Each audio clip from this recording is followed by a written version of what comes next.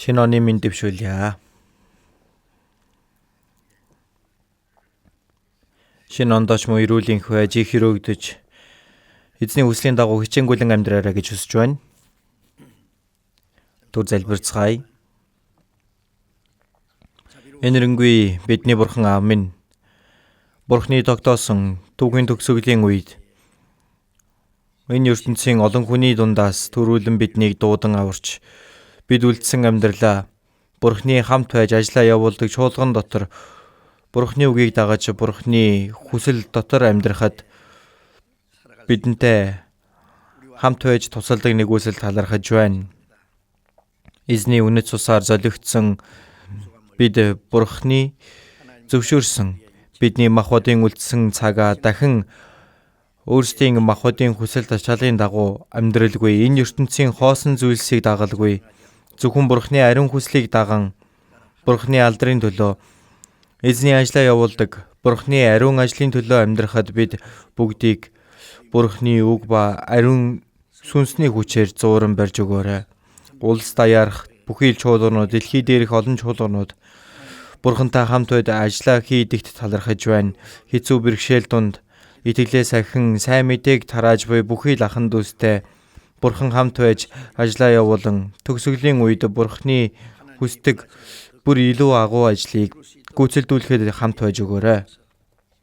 Энэ цагт эзний үнэт цусаар золигдсон бид эзний өмнө хамт цуглан үгнээс суралцуулж нөхөрлүүлж байгаа талархаж байна.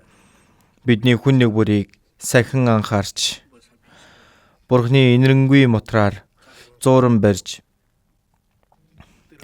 эзний үг ба үнний дотор удирдан өгч үлдсэн амьдралаа Бурхны ариун хүслийг даган алдрын төлөө амьдрахаар хамт байж Бурхан бидний дамжуулан биелүүлэхийг хүсэж буй ариун ажлын төлөө амьдрахад туслаарай.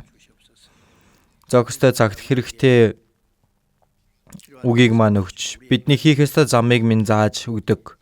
Эзэн минь энэ цагт чи эзэн та бидэнд харуулахыг хүссэн Бурхны ариун хүслийг бидэнд мэдүүлж мөн Бурхны үгийг даган амьдрах мэрэгэн ухаан хүч чадлыг зөвшөөрөн өгөөрэй. Энэ цагийг бүгдийг эзэн танд даатхан бидний эзэн Есүсийн нэрээр залбирлаа. Амен. Магтан дуулуулж өгнө.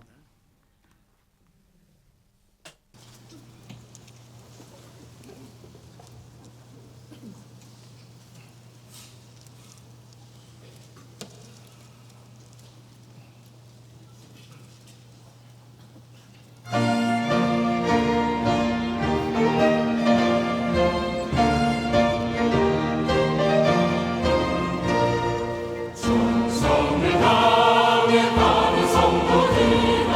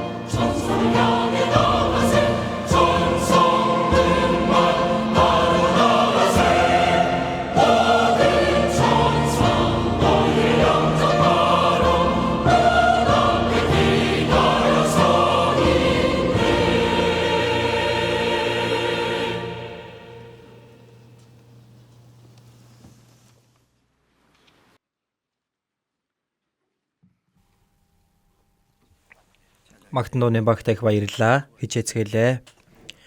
Ариун элч нар биднийг угтан авах гээд хүлээж байгаа гэж байна. Үнэн шүү дээ. Библиэс харцгаая. 2-р Коринт 4-р бүлэг. 2-р Коринт 4-р бүлэг 16-аас 5-1 хүртэл уншъя. 2-р Коринт 4:16-аас 5-1 хүртэл. За удаагаар хамт уншицгаая. Тиймээс бид зүрх алддаггүй. Хэдийгээр гаднах хүн маань ялзарч байгаач доторх хүн маань өдрөөс өдөрт шинчлэгдэж байна. Учир нь агшин зуурын ялахгүй зовлон нь алдрын мөнхийн жиг бидэнд үлэмж арвижуулж байна. Бид үзэгдэх юмсыг бос харин үл үзэгдэх юмсыг хардаг. Учир нь үзэгдэх юмс бол цаг зуурих, харин үл үзэгдэх юмс мөнхийх билээ. Тиймээс газар дах гэр болох майхан маань нурах аваас бидэнд гараар баригдаагүй тэнгэрт мөнх байх Бурхны барилга буйг бид мэднэ. За энэ хүртэл байна. Бид 2026 онд шинэ оны анхны эзний өдөр байна. Өнгөрсөн нэг жилийн хугацаанд Бурхны нэгүсэл дотор хичээнгүйлэн эзэндээ үйлчилж сайн мэдээг тарааж эзний хүслийн дагуу амьдрах гэж хичээсэн болов гэж бид итгэж байна. За мөн Бурхан бидэнд шинэ оныг зөвшөөрж өгсөн. Өдөр бүр нэг жил болгон өнгөрөх хугацаанд Бурхан бидэнтэй хамт байж ажиллаа явуулж байгааг бид биеэрээ мэдрээд мөн эзэн дахин ирэх өдөр үнэхээр ойрхон байгаа гэдгийг мэдэж байгаа учраас өнөөдөр ирэх болов эсвэл энэ жил ирэх болов эх жил ирэх болов гэсэн сэтгэлээр эзнийгээ хүлээн дахин ирэх эзнийг хүсэн хүлээж тийм сэтгэлтэй байгаасаа гэж хүсэж байна. Бид нэр дахин төрсөн Христэд итгэгчийн хувьд дахин ирэх эзнийг хүсэн хүлээж тун удахгүй Бурхны хаанчлал болон түүний алдар суу орох түүнийг хүлээгээд энэ газар дээр бид үлдсэн амьдралаа Бурхныг харахад огтоос хоосон бишээр Бурхны хүсэл ба алдрын төлөө амьдрахад чин сэтгэлээсээ бид нар хүссэн тэмүүлж хүлээж байна. За тиймээс өнөөдөр бүгдээрээ сургаалынхаа сэдвийг мөнхийн төлөөх одоогийн амьдрал гэдэг сэдвээр өнөөдөр хамт үгнээс суралцах гэж байгаа.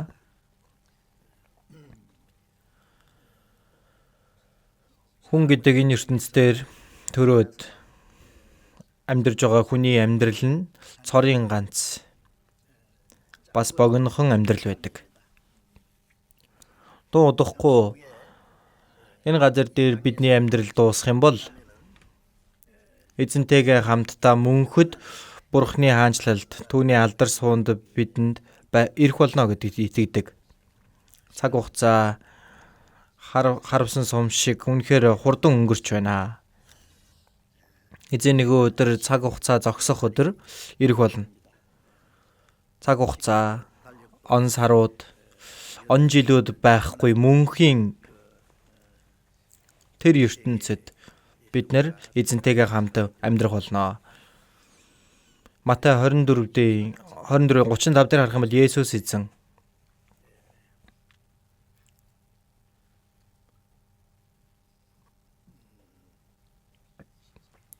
Тэнгэр газар энэ ертөнцийн бүх зүйл бүгдээрээ өнгөрөн одно харин миний өгс Бурхны өгс өнгөрөн одохгүй гэж хэлсэн байгаа. Тэнгэр ба газар бидний амьдарч байгаа энэ ертөнц одоо Бурхны төлөвлөсөн зүйлс дуусах юм бол бүгд үгүй болно. Гэхдээ миний өгс өнгөрөн одохгүй эзний үг алга болохгүй гэдэг чинь Библийн үг бол Бурхны амлалт Бурхны айлтсан зүйлс одохгүй юм алга болохгүй мөнхөд Бурхны үг болон амлалтынхаа дагуу биелэгцээр байх болно гэдгийг хэлж байна.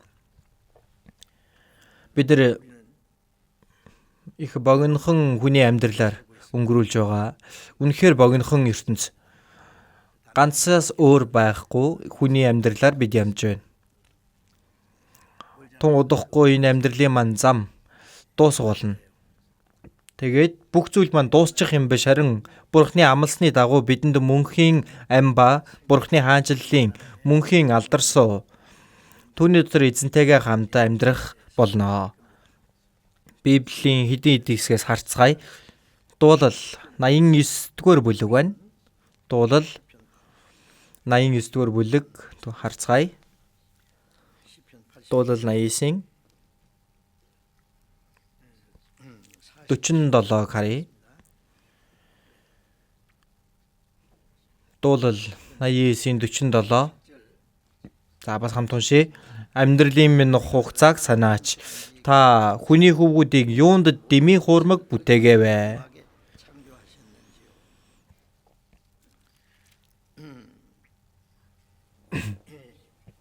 За энэ дуулал дээр амьдралын хугацаа, энэ газар дээр бидний амьдрал ямар богинохон байдаг вүлээ? Үүнийг хэлсэн. Амьдралын маань хугацааг санаач. Мөнхийн Бурхныг харах үед бидний энэ газар дээрх амьдрал үнэхээр бүр байхгүй мэт юм аа. Ямар богинохон бэ гэдгийг санаач. Эзэн та хүний хөвгүүд юунд дэмий хуурмаг бүтээгээвэ? Энэ газар дээр амьдралаа бодож үзэх юм бол Бурхны дүр төрхийн дагуу бүтээгдсэн хүн яагаад ийм дэмий хуурмаг амьдарч дуустдаг юм болоо? Тэгж бүтээсэн юм бол гэж бодож болно гэм бидтэй. Гэхдээ дуулал 91 дээр за бас хамт уншъя. Аяа эзэн, та үеийн үед бидний орших газар билээ. Аяа эзэн, та үеийн үед бидний орших газар билээ. Энэ юу гэсэн үг вэ?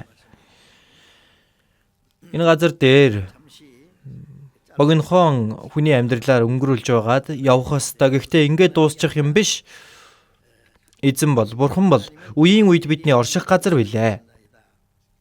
Эзэн бол бидний амрах хот, амралтын хот юм. Бид эзэнтэйгээ хамт мөнхөд амьдрах тэр газар болно.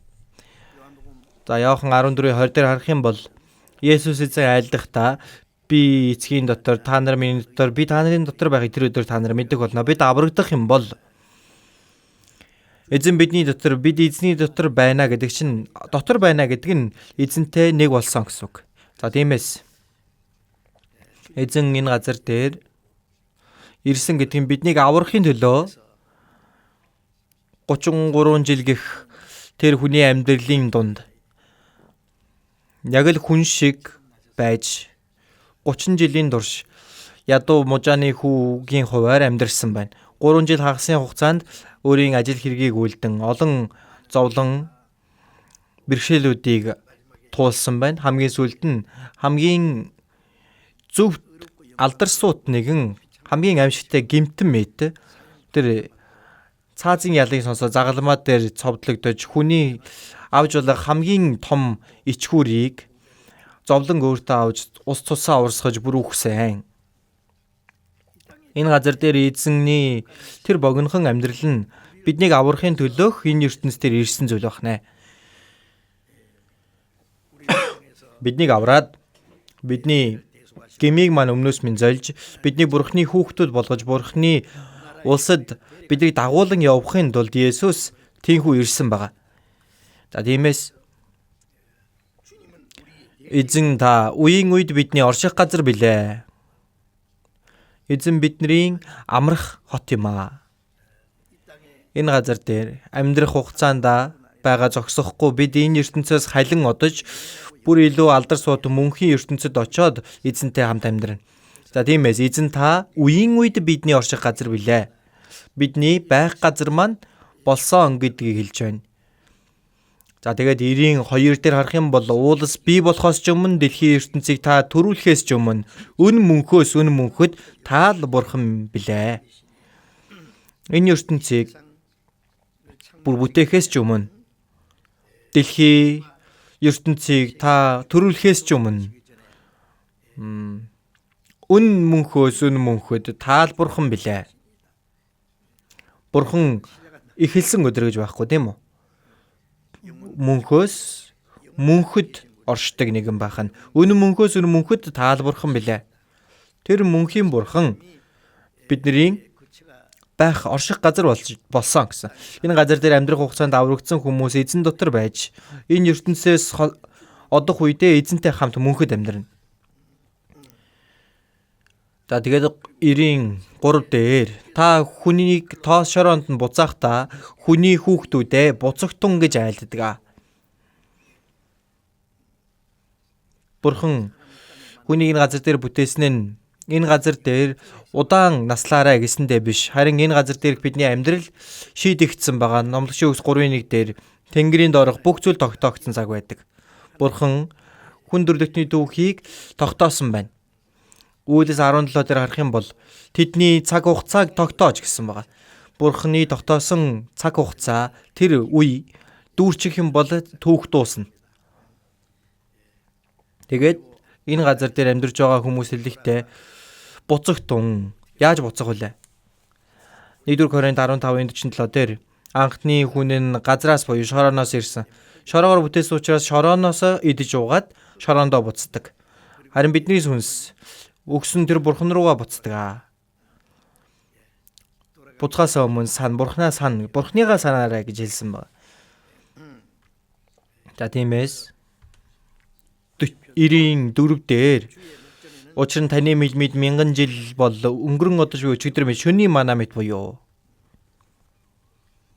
Бурханыг харах үед мянган жил нь өнгөрөн одох өчигдөр шиг. 2-р Петр 3 дээрч эзний хувьд харин нэг өдөр нь мянган жил мэт, мянган жил нь нэг өдөр мэт. Бурханыг харах үед мянган жил гэдэг энэ цаг хугацаа өнгөрөн одож байгаа өчигдөр шиг шөнийн манааны цаг шиг л өнгөрөн одож байдгаа гэж хэлсэн байна. 5 дээр тэд өглөөд шинээр соёолон буй үүс мэт байдаг. Та тэднийг үерийн ус шиг хамхад тэд нойрсдог. Нэг ганцхан өдөр унтаад сэрж байгаа мэт энэ газар дээрх бидний амьдрал үнэхээр богинохон унтаж буй нэгэнтэй адил юм а гэсэн байна. Тэгээд 9 дээр харъя. 9-10-ыг хамт уншъя. Учир нь хамаг өдрүүд маань таны хилэнгийн дунд өнгөрчээ. Санаа алдах мэт он жилүүдээ бид дуусгажээ. Амьдралын маань өдөр хоногуд 70 жил, хүч чадалтай байхаа бас 80 жил боловч тэдгээрийн ориглон зүдүүр уй гашууданд өнгөрнө. Тэгэвч энэ нь ч өнгөрч бид халин одноо.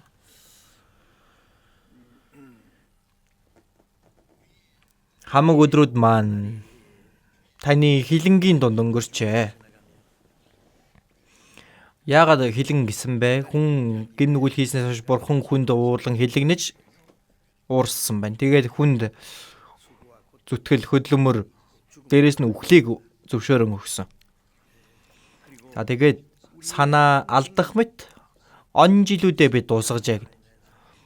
Хоромхон зуур өнгөрөн оддог. Өнгөрсөнд их алдартай хүмүүс, хаадууд, ядууч бай, баянч бай бүгдээрээ л өнгөрөн одсон байгаа. Тэгээ санаа алдах мэт он жилүүдээ бид дуусгажээ. Та бүхэн юу гэж бодож байна? Бид нэр амьдралын маань өдөр хоногуд 70 жил, хүч чадалтай байгаа бас 80 жил. За энэ дуул ир дээр Мосегийн залбирал гэж дээр нь бичээстэй байгаа зү. Тэр үед хүн 70 жил, хүч чадалтай байвал 80 жил. Мэдээж Мосе бол 120 насалсан. Гэхдээ энэ бол онцгой тохиолдол бүр насжилт богиносоор. За би бас зарим улсад очиж үзэхэд дундаж наслалт 50 байна, 60 байна. Түүнээс ч бага насалдаг хүмүүс байна. Янз бүрийн орчин нөхцлөөсөө болоод тэр орчин нөхцөлийн нөлөөллөөс болоод амьдрахад хэцүү тийм газруудад насжилт үнэхээр богинохон байдаг. Гэхдээ амьдралын маань өдөр хоногуд 70 жил, хүч чадалтай байхаа бас 80 жил. Түүнээс илүү амьдарч байгаа хүн нь илүү хүч чадалтай байна л гэсэн үг. Тэдгээрийн ориглон зүдүүр уй гашууданд өнгөрнө. Одоо өндөр настай нэг өвөөгөөс асуулаа. Өвөө та их урт насалжээ. Өнгөрсөн зүйлсээ бодвол танд юу санагдаж байна? Энэ ертөнцийн над чиг зовсон хүн л гэж байхгүй штэ гэл. Ерөөсө зовсон зүдэрсэн л бодогддог байна. Хөгжилтэй, амар тайван, аз жаргалтай байсан өдрүүд нь үнэхээр богинохон. Харин түүнээс гадна зүдүүр гашуй. Энэ нь өнгөрч бид халин одноо. Энэ газар дээр бидний амьдрал үнэхээр өнгөрөн оддог зүйл юм. Яг харавсан сум шиг шүү дээ, тийм үү? Ном сумыг татаа тавьчих юм бол тэр сум нь нисчээ зоогддог шиг бид ямар зүг чиглэл рүү явж байгаа вэ? Яг л тэр харавсан сум шиг өнгөрч байгаа. Гэхдээ бидний амьдрал төрхөн байж байгаа дуусна. Бурхан бол мөнхөд оршдог. Хүн Бурханы дүр төрхөө бүтээсэн нь Бурханы хайрын хос болгож Бурханы амийг аваад Бурханы улсад Бурхантай хамт мөнхөд алдар сууг эдлэн амьдрахын тулд тэр зорилго нь байна. Бурхантай адилхан мөнхөд амьдрдаг болгохын тулд Бурханы дүр төрхийн дагуу хүнийг бүтээсэн бахнэ. Гэхдээ энэ газар дээр бидний амьдрал үнэхээр богинохон хурдан дуустдаг гэдгийг бид мэдэх хэрэгтэй. Бидний энэ богинохон амьдрал өнгөрөө дуусчих юм бол дахин төрсөн Христэд итгэгч түрхэн хугацааны дараа эзэнтэйгээ хамт Бурханы хаанчлалд мөнхийн Бурхантайгаа хамт амьдрах болно. Энэ бидэнд зөвшөөрсөн ам болон найдвар маань юм аа. Энэ ертөнцийн ямар хүн хамгийн өрөвдөлтэй вэ? Ядуу хүн үү? Эсвэл махбод нь дахир дутуу хүн үү? Ядуу, бэрхшээлтэй тэр хүмүүс өрөвдөлтэй биш, харин найдваргүйгээр амьдрдаг хүн хамгийн өрөвдөлтэй. Бурханы дүр төрхийн дагуу бүтээгдсэн сүнс энэ газар дээр Бурханыг хайчсан. Тэгж амьдарч байгаад үхээд түүний дараа түүгээ дуусчих юм биш ээ. Есүс эзэн өд болохоос өмнө шавнартаа хэлэхдээ би бол бичигсний дагуу явнаа. Харин намайг бариулах тэр хүн золгүй ээ гэсэн.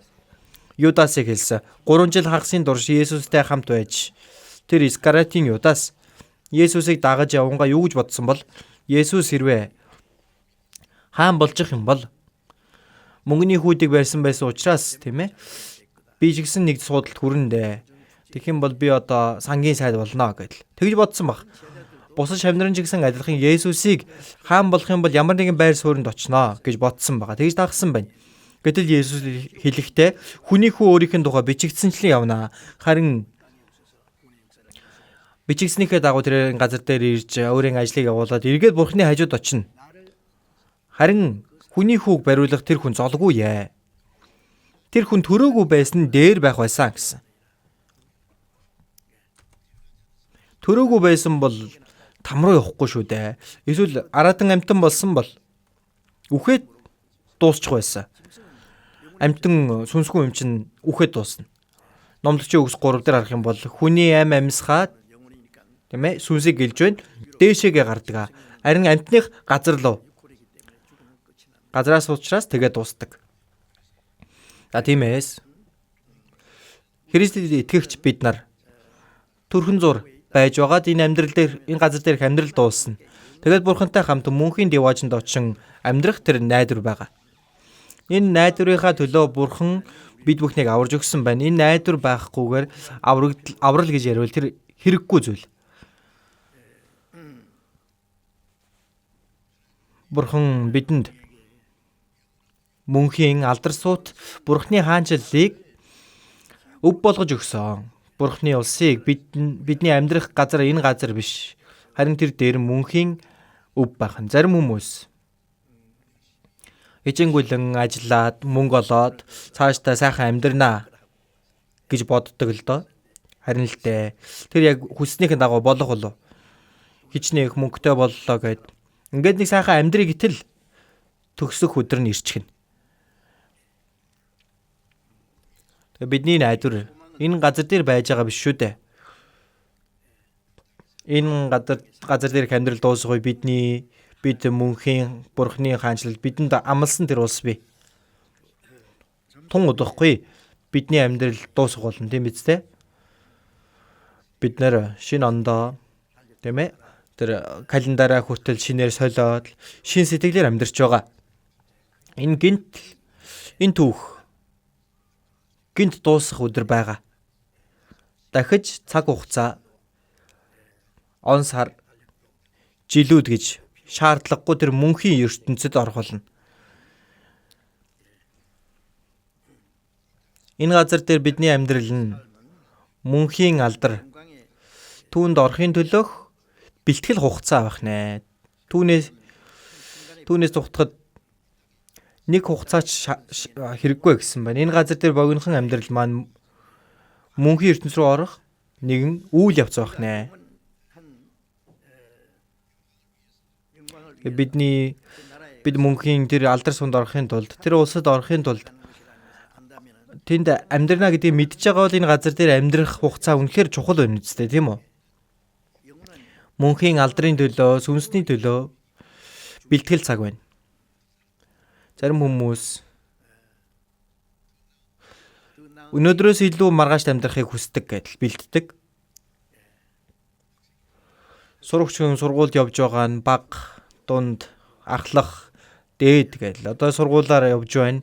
Тэр олон өдрүүдийг зов зүтгэн хичээллэж цаашдаа илүү нэг хэдэн жил сайхан амьдрна гэсэндээ. Одоо сайн компанид ороод сайхан ажил төрөлтэй болж сайхан амьдрнаа. Тэгж хичээдэг байгаа. Гэхдээ ингэж хөдөлмөрлөөд илүү дээр тэр хөгшөрхийнхөө төлөө бэлдэж байдаг. Гэхдээ зарим хүмүүс нь нэг яахан мөнгө олоод цаашдаа хөгшөрсөн хойноо сайхан амар тайван амьдрий гэдэл. Гэтэл төрүүлээд ертөнцөөс явдаг хүмүүс байна. Өөрийнх нь бэлдсэн зүйл хэнийг болох вэ? Лук 12 дээр 12:18 дээр баян хүн олон жилийн турш хэрэглэх хөрөнгө байна гэсэн. Одоо өөрийгөө амраа идүү зугаад сэнг гэж хэлэндэ. Гэтэл бурхан мунхаг чи яг энэ шүн амчин чамаас нэхэгдэх болон тэгвэл чиний бэлдсэнийг хэн эзэмших вэ? Үнэхээр мунхаг байна гэж хэлсэн багаз. Өөрийнхөө төлөө олон зүйлийг хураагаад гэтээ бурхны төлөө тэр үл бэлхдэг. Юу ч бэлдээгүй яг үүнтэй адилхан мунхаг юмаа гэж хэлсэн байгаа. Бид бүхэн энэ газар дээр урт удаа наслахын тулд бэлдэх юм биш, харин мөнхийн ертөнцид амьдрах очихын тулд бэлдэх ёстой. Зөвхөн аврагдаа зогсохгүй, аврагдсан хүн эзний өмнө зогсох үедээ тэр бурхны алдар сууд орохын тулд зохистой хүн болохын тулд бид үлдсэн амьдралаа өнгөрүүлэх ёстой. Ганцхан удаагийн энэ богинохон амьдралдаа бид бурхны төлөө хийх ёстой зүйлсүүд байгаа үстэй. Хийх ёстой зүйлс бий. Бурхны хүслийн дагуу бурхны алдрын төлөө бидэнд хий гэж загсан зүйлсүүд бий.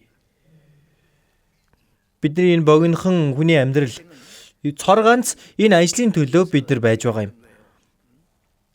Гэтэл өөрийнхөө төлөө олон зүйлийг хийгээд хөдөлмөрлөж зүтгээд хийдэг ч гэлээ. Эзний ажлын төлөө бол эзэн бидэнд даатгсан тэр ажлын төлөө хийх байхын дундуур нэг бодогдохоороо хийдэг. Завгүй байх юм бол өөр юм хийчихдэг. Юуны төлөө тийм завгүй байгаад байна? Бидэн зөвшөөрөн өгсөн энэ богинохон амьдралаа хоосноор өнгөрүүлж болохгүй. Мөн хийх ёстой ажлаа мэдэж байгаа хэрнээ за дараа нь хий да. Дараа гэж хоошлуулах юм бол дараа гэж байхгүй. Есүс эхлээд түүний хаанчлал түүний зөвхт байдлыг хайх тун. Тэгээ эхлээд амьдрах хугацаанд бидний хийх ёстой зүйл гэж байна. Дараа нь хийх зүйл гэж байгаа. Эхлээд түүний хаанчлал түүний зөвхт байдлыг хай. Тэгвэл энэ бүгдийг та нарт нэмж өгнө. Бид нар бурхны хүслийн дагуу түүний хаанчлал түүний зөвхт байдлын төлөө амьдрах юм бол бидний махбодыг бурхан хариуцах болно гэж маш олон удаа хэлсэн байна. Библиэлд тийм үү? Хуучин гэрэн, шинэ гэрэн дээр Тэнгэрийн шуудыг хараач. Эцэг чинь тэднийг тэжээдэг. Талын сараан цэцгийг хар. Соломон хаанч сүр жавхландаа эдний нэгтэнч дүүцгээр хувцалж чадав. чадаагүй. Хээрийн өвсийг бурхан ийхүү гойдог бол тэгэх тусмаа та нарыг яах болоо? Юу идэх хүлээ? Юу уух хүлээ? Эсвэл юу өмсөх хүлээ гэж санаа бүзов? Харийнхан энэ бүх зүйлийг чармаа хайдаг. Эцэг ихгүй хүүхдүүд юу идэх үү? Юу өмсөх үү? Оройн юу идэх вэ? Хаана унтах вэ гэдэл бөөн зовлон байдаг үстэй. Бид нар Тэнгэр газрыг бүтээсэн тэр бүтээгч, удирдагч бурхан бидний эцэг болсон. Тийм биз дээ?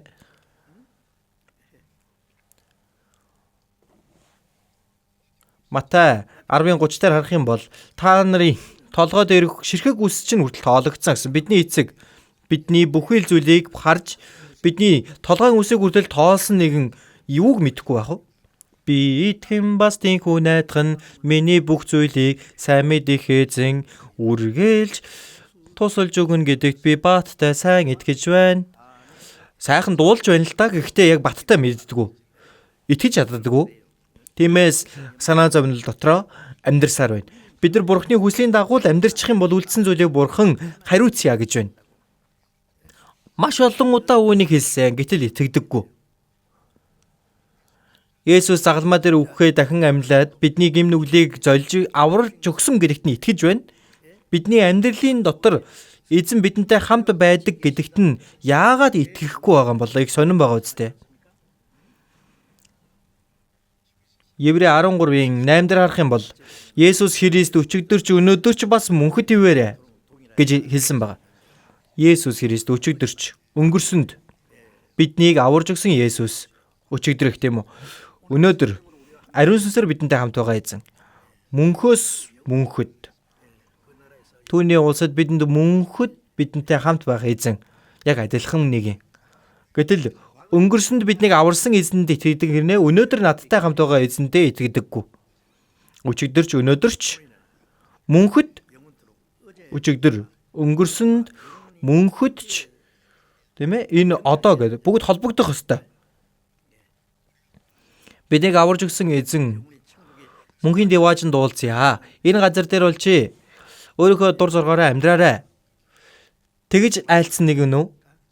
Харагтун үеийн төгсгөл хүртэл би та нартай үргэлж хамт байх болно.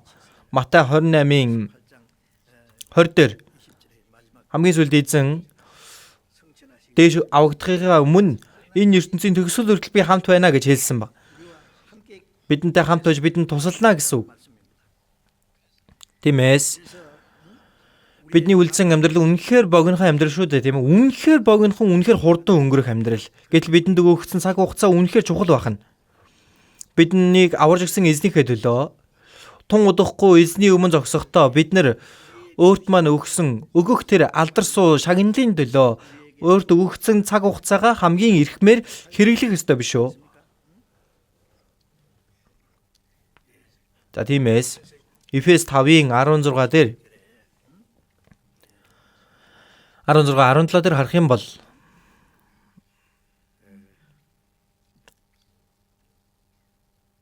та нар мэргэн бус хүмүүс шиг биш, харин мэргэн хүмүүсийн ёсоор хий гэсэн.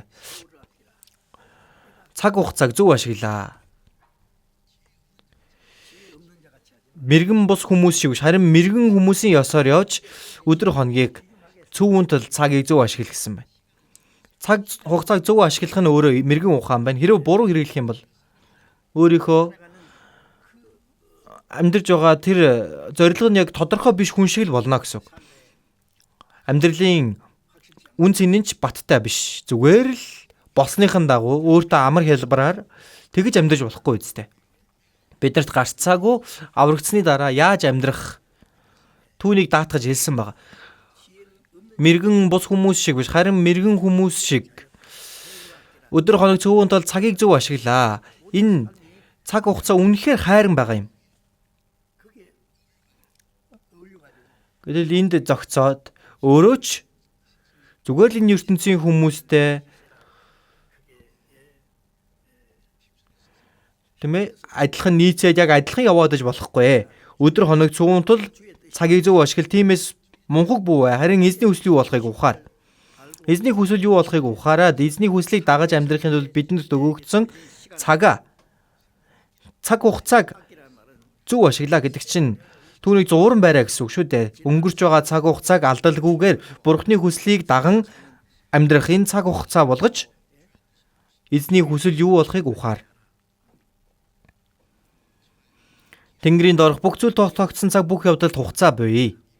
Энэ сайн мэдээ бүх дэлхийд даяар тараагдах хүртэл Бурхан хүлээгээд төвчээд сайн мэдээ бүх дэлхийд даяар тараагдах юм бол Бурхны тогтоосон тэр цаг хугацаа дүүрэх юм бол Деважинд орох ард түмэн бүгд бэлэн болно. Тэр цаг хугацаа дүүрэх юм бол түүх дуусах болно. Гэтэл бид тэр цаг хугацаа дуусахаас ч аргагүй байгаа энэ төгсгөлийн цаг үед амьдарч байгаа гэдгийг гарцаагүй юм. Номлогчийн үгс 3:11 дээр бүх юмыг тэр тухайн цагт нь сайхнаар бүтээсэн. Хүнд харин юу өгсөн бэлээ? Хүмүүний зүрхэнд үр дүнхийг суулгажээ. Бурхан бидэнд өгье гэж байгаа зүйл энэ газрын үзэгдэх зүйл биш. Үзэгдэх юмс бол цаг зуурын харин үл үзэгдэх юмс мөнхийх гэж хэлдэг шүү дээ. Гаднах хүн маань ялзарч байгаач.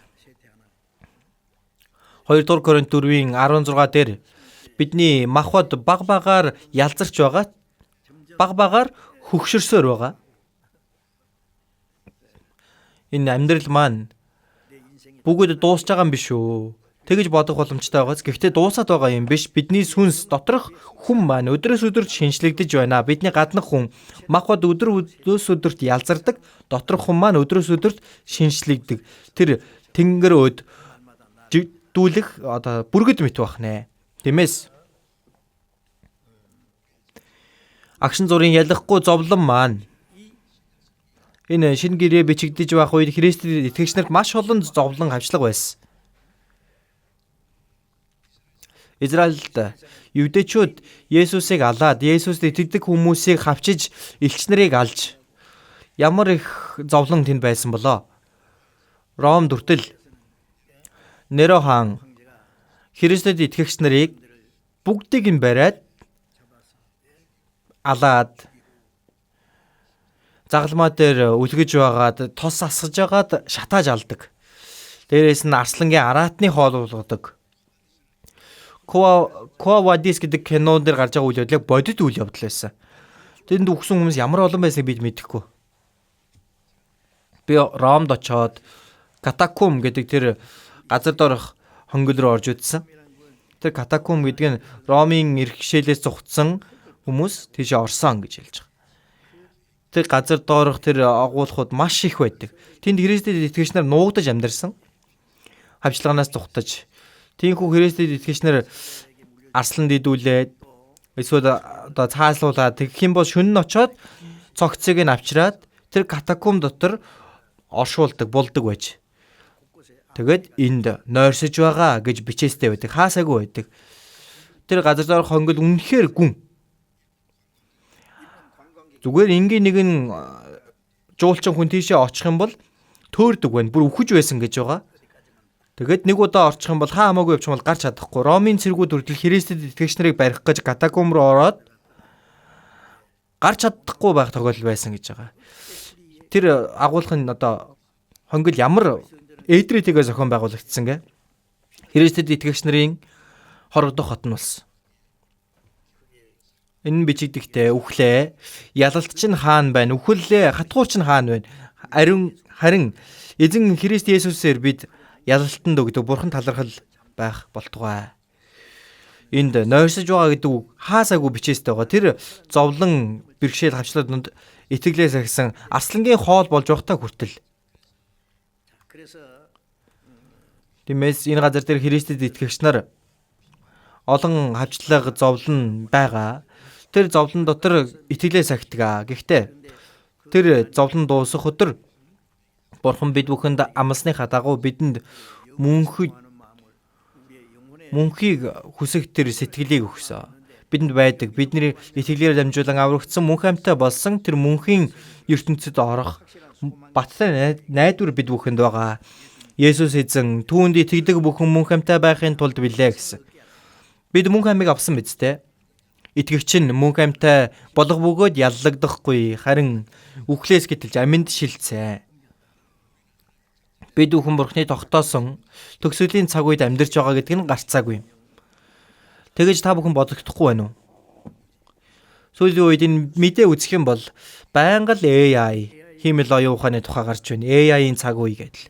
Аль хэдийн Америкт AI-аас болоод маш олон хүмүүс ажлын байрнаас халагдсан байна. Робот орлож байгаа юм. Хүн хэрэггүй гэж байна. Нэг робот 30 сая орчим болно. Нэгийг аваад за тэгээд гэртээ хоол хийн, аяг угаан, ерөөсө бүгдийн сайн хийдэг гин. За тийм учраас бүр гэр бүлч хэрэггүй болж байна гэж байгаа. Юу ч байсан бай. Одоо бүр жолоочийн хэрэг байхгүй. Өөрийгөө жолооддаг тийм машин цуугаад. За тэгээд нэр өгнө. Душигаа гэлдэг юм бол за. Тийшээ яваарай. Тэнд очиод намайг сэрээгээрэй гэж унтаад өгнө. Тэгэх юм бол эзэн ирчихлээ. Хүмүүсээ энэ бол одоо төсөөлөх биш бодитоор юм болж байгаа. Өчигдөр бас орой мэдээ үзсэн нэг хүн өөрийгөө жолооддаг машин цуугаад ийм байсан гэж ярьж байна лээ. Жолоочийн хэрэг байхгүй байна гэж. За тийм эс. Одоо бидний өмнө ил болох тэр шинжлэх ухааны зүйлсүүд, байгаль экологийн үзэгдлүүд, гамшигуд, дээрээс нь ёс суртахууны асуудлууд гэдэг. Ёс бус явдал өснөөс болж олонхын хайр хөрнөө, өөрсдийгөө хуваа хичээсэн гим нүглэр дүүрэх болно. Дээрээс нь цөмийн зэвсгийн дайн. Библиэлд энэ бүх зүйл тодорхой бичээстэй байдаг шүү дээ. Цөмийн зэвсэгтэй улсууд одоо 8 улс. За Хойцлонгостой нийлээд 9 улс байгаа бах. Хааны газар хэрвээ нэгэн дэлбэрэх юм бол хэрвээ буруутгах юм бол би ч үхий, чи ч үхий. Хүмүүсээ цөмийн зэвсэгтэй болчих юм бол тэрийг харуулах юм бол би үхнэ гэдэг би ч мэдчихэж байгаа. Тэр тэмцэлдэж байгаа хүмүүсийг харуул чи ч үхий, би ч үхий. За ингээл тэрийг дараа хийнэ. Ганцхан давж дарах юм бол тэр нь нисээд явна. Одоо зөвлөлт холбоот улс Оросын тэр цөмийн зэвсэг нь Вашингтон руу онилсан байна. Харин Америкийн буужин Москвад бууна гэж байгаа. Энэ бүр ингээ бодиттойгоор болох гэж байсан тохиолдол бий.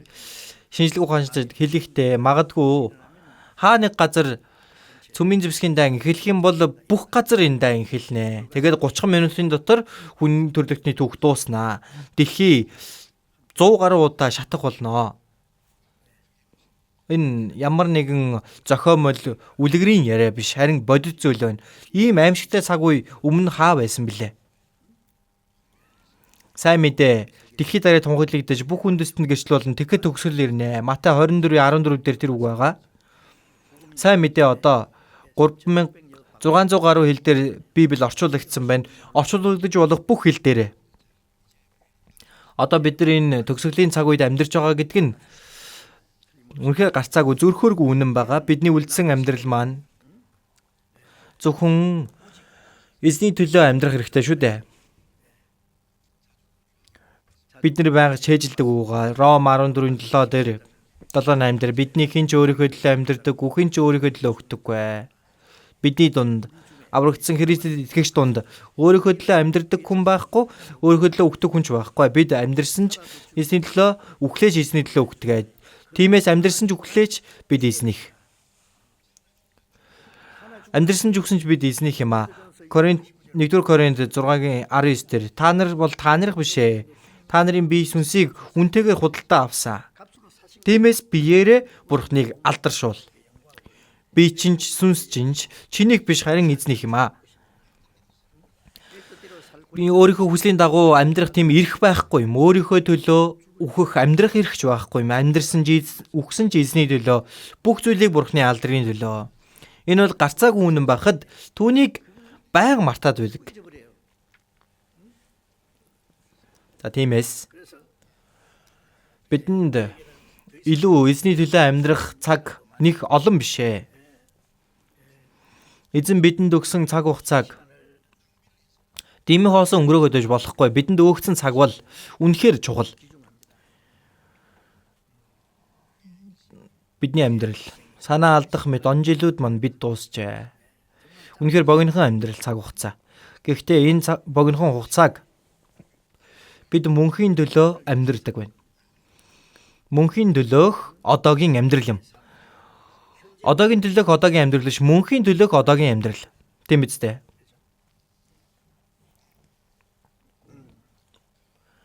Дуулал 39 дээр 4 5 6 7 дээр харах юм бол Израилийн гайхалтай хаан Давид эргэн тойрон дох бүх ил улс орнуудаа бүгдийг нь эзлэн аваад үнэхээр гайхалтай хаан болсон тийм ээ. Израилийн туг нь юу вэ? Одоо гурвалжин хоёр дүрсийг хооронд нь холбосон Давидын од. Давидын од гэж байгаа. Түүнийг өөрснийхөө тугаа болгосон байгаа. Тэр гайхалтай Давид юу гэж хэлсэн бэ гэхээр эзэн миний эцэс хийгээд өдрүүдийн мань хэмжээг надад мэдүүлээч, хэр дороогоо би мэдье. Өөрийнхөө өвхлийг хэр ойрхон байгааг мэдүүлж өгөөч. Ямар сул дорой гэдгийг би мэдмээр байна. Харагтун та өдрүүдийг минь алгын чинээхэн болгосон. Амьдралын минь хугацаа таны өмнө юу ч биш ээ. Давид үүнийг мэдсэн байна. Наполеон миний амьдрал тийм ээ дутмаг зүйл гэж байхгүй гэсэн байгаа. Боломжгүй зүйл гэж байхгүй гэж хэлсэн. Маш бардамаар хэлсэн. Тэр дайн тулдаанд очиод маш олон зүйлсүүдийг тэр хийсэн. Гэхдээ би бүтлгүүтлээ. Хамгийн сүүлдэн дээр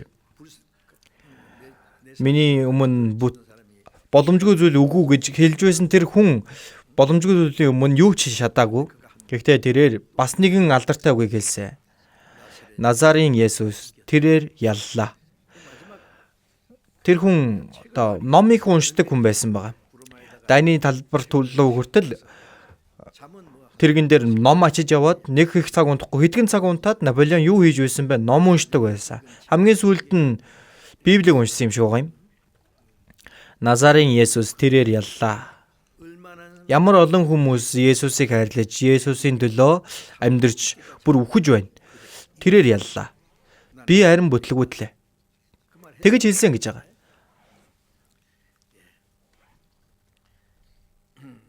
Гэхдээ тэр гайхалтай Давид би үнэхээр сул дорой. Миний амьдрал алганы чинээ юм аа. Үнэн дээр хүн бүр сүудэршгэл явна. Үнэхээр тэр дими юмд л шуугнаа. Тэрээр овоолдог боловч хинч түүнийг исавнаа. Хамгийн сайн үедээ зүгээр нэг амьсгал юм. Дими юмд шуугна. Тэрээр овоолдог. 6 төгс 23 дээр. Хөрөнгөтэй болох гэж өөрийгөө бодволдвол ухаалаг бай, тэр бодлоосоо татгалз. Эд гэдэг нүдэг олзолдогч хармагц айлтгаа. Эд хөрөнгө хоосон зүйл юм. Эд хөрөнгө жигүүр хүртэл ургаад бүргэд мэд тэнгэрт оддог. Зүгээр л нисээд яваад өгөн шүү дээ. Тэгээд Давид бас хэлсэн. Үнэхээр дими юмд шуугна, тэрээр овоолдог боловч хин түүнийг авахыг эс мэднэ. Өө эзэм, би одоо чухам юу хүлээн вэ? Миний найдвар танд л байна. Тэр гайхалтай Давид нэгдсэн нэг улсыг цогцлоосон байгаа. Үнэхээр гайхалтай том алдар суу эрх мэдэлд хүрсэн мөртлөө миний найдвар танд л байна. Үнэхээр Давидын итгэл гайхалтай байсан. Бид ч бас тийм итгэлтэй байх ёстой үстэй. Яков 4:14 дээр учир нь та нар хэсэг зур үзэгдээд дараа нарилах уур манан шүү дээ. Бидний энэ газар дээрх амьдрал түрхэн зур харагдаж байгаад алгуулах уур манантай адилхан гэсэн байна. Еврей 11:1 харцгаая. Еврей 11:13.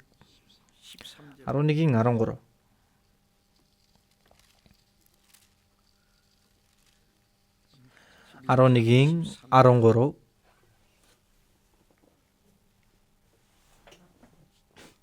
13-оос би уншия. Тэд бүгд амлалтуудыг авалгүйгээр харин холоос тэдгээрийг харж батлан хэлж өөрсдийгөө дэлхийд гадны хүн ба түр суурьшигч гэдгийг хүлээн зөвшөөрч итгэл дотроо өөд болсон билээ. Учир нь тийхүү ярьсан тэд их нутаг хайж буйгаа тодорхой харуулсан. Үнэн дээр тэд гарч явсан нутгаа санаж байсан бол тэдэнд буцах боломж байсан. Харин тэд үлэмжтэй нутгийг хүсэж байв. Тэр бол Тэнгэрлэг орн мөн. Тиймээс Бурхан тэдний Бурхан гэж нэрлэгдэхдээ ичээгүй юм. Учир нь тэрээр тэдэнд хот бэлджээ. Хуучин гэрээний үед төрүүлэн явж байсан итгэлийн хүмүүс газар дээр харийнхан бөгөөд түр суурьшигч байсан. Филиппой 3 дээр бидний Тэнгэрийн иргэний харьяал тэнгэрт буй аврагдах юм бол Тэнгэрийн улсад бид нэр иргэний харьяатай болж байгаа. Бидний иргэний харьяал тэнгэрт буй. Газар дээр харийнхан бөгөөд түр суурьшигч юм аа. Тэгэхээр гадны хүнд төрсөн нутаг гэж байгаа хүмүүс өөрийнхөө төрсөн нутгийн гэртээ тийм ээ нутгаа сансан явж чадахгүй юм да гэл. Тэр өөрийнхөө төрсөн нутаг руугаа явж чадахгүй. Тэр нь яг жинхэнэ нутаг нь биш байхгүй. Өөрийнхөө төрсөн нутагт байгаа хэрний тэгэж дуулж байна. Бидний төрсөн нутаг, их нутаг маань тэнгэрт байгаа. Хэрвээ тэдэнд гарч явсан нутгаа санаж байсан бол буцах зам байсан. Боломж байсан. Буцаад явсан ч байхгүй. Төрсөн гэр минь, уд мод минь инжилж хоосон. Тэр төрсөн нутаг дах тэр уд модыг нь тарай хайжсаа очиод үзсэн байдгүй. Одоо тэнд нь хурдны зам тавигдсан гэж. Тэд одоо төрсөн илүү дээр нутгийг одоо хүсэн хүлээж байгаа. Тэр бол Тэнгэрлэг орн мөн. Бидэнд тэнгэрт бэлдсэн, бидний төлөө бэлдсэн шин тэнгэр, шин газар. Тэгээд Бурхан тэдний төлөө нэгэн хотыг бэлдсэн. Бурхан бидний төлөө нэгэн мөнхийн алдар сууд хотыг бэлдэн тавьсан баг. Иохан 14 дээр харах юм бол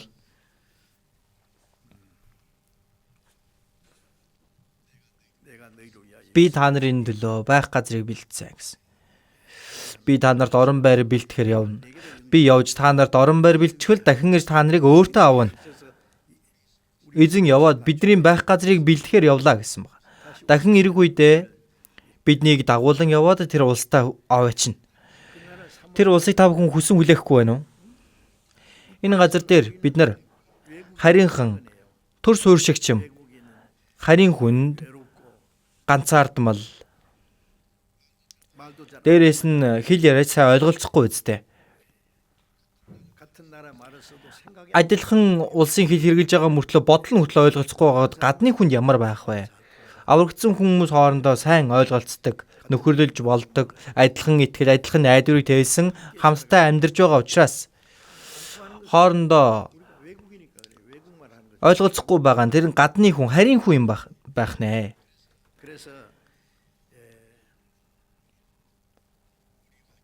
Тийм учраас бидний хүлээж байгаа зүйл нь тэр мөнхийн Бурхны улс, бидний төлөө бэлдсэн тэр улс байгаа юм.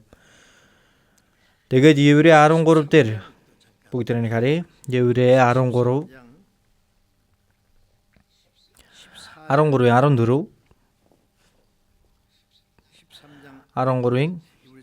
Еврей 13:14-ийг хамт уншъя. Учир нь энд бидэнд бат орших хот алга. Харин бид ирэх хотыг ирж байна. Энд бидэнд бат орших хот алга. Мөнхөд амьдрах газар биш ээ. Түрхэн байж байгаад явах, орхих газар.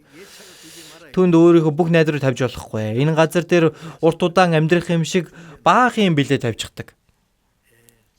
Гэтэл эзэн ирчих юм бол бүх зүйлийг хаяад орхиод явна шүү дээ.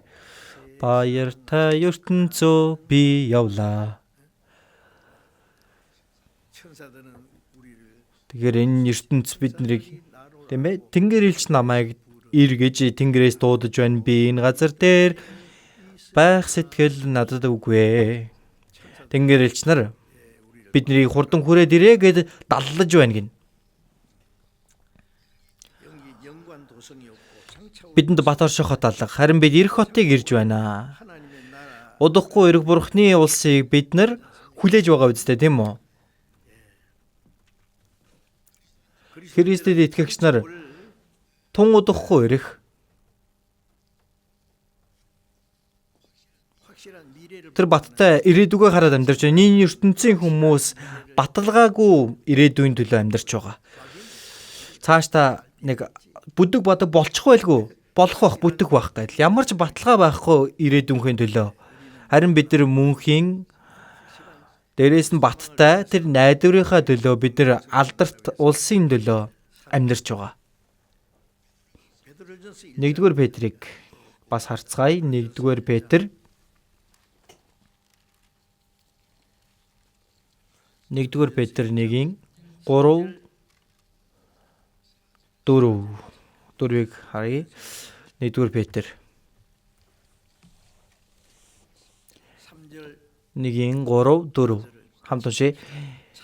Эзэн Есүс Христийн маань эцэг бурхан магтагдах болтугай. Учир нь бурхан өөрийн агуу өршөөлөөр үхэгсдээс амьсан Есүс Христийн амьлаар биднийг амьд найдвар өгөөд мөхөшгүй, бузартаагүй, алга болохгүй харин та нарын төлөө тэнгэрт хадгалагдсан өвөөд дахин төрүүлсэн.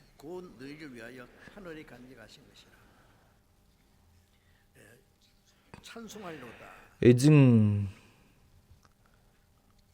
Есүс Христийн маань эцэг бурхан магтагдах болтугай. Өөрийн агуу өршөөлөөр. Өршөөл гэдэг нь биднийг өрөвдсөн хайр. Өршөөлөөр дүүрэн бурхан маань биднийг хайрлаж алдаа зөрчил дотор өгсөн биднийг Христтэй хамт амьд болгосон. Та нар нэгүслэр аврагдсан билээ. Эфес 2:4-5 дээр гарч байгаа. Тийм учраас тэр агуу өршөөлөөрөө биднийг үхэгсдээс амьсан Есүс Христийн амьлаар биднийг амьд найдвар өгөөд мөхөшгүй, бузартаагүй, алга болохгүй харин та нарын төлөө тэнгэрт хадгалах өвөө дахин төрүүлсэн. Ус болон сүнснээс эс төрн тэр нь бурхны хаанчлалд орж үлч чаднаа.